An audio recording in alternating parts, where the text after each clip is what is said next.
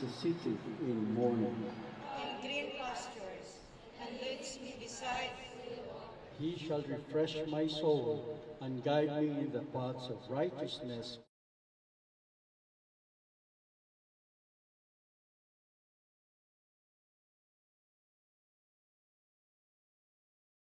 Iba talaga yung care niya sa kids eh. Iba yung pagmamahal niya sa mga alaga niya. As you can see in this video.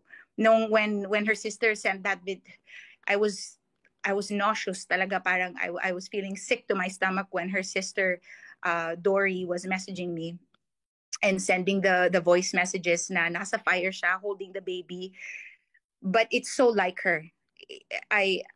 Nakakaiyak. It's so like her to put her life on the line for someone else. Kasi talagang very caring talaga siya.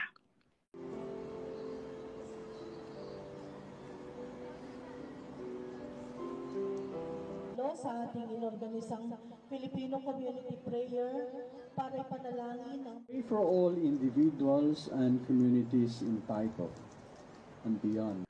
But people are really recognizing yung act of bravery niya.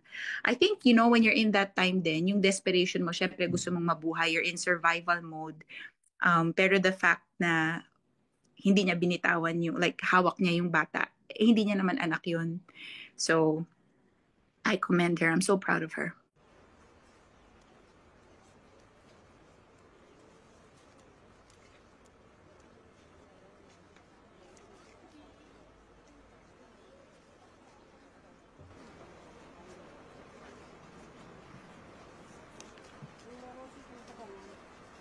I feel sad about her, but I salute her for being so good despite of this tragic incident. She did not abandon her responsibility. I hope that this will make the Hong Kong community the essence, the importance of domestic workers, that even in the tragic situation, we will not abide or we will not abandon our job.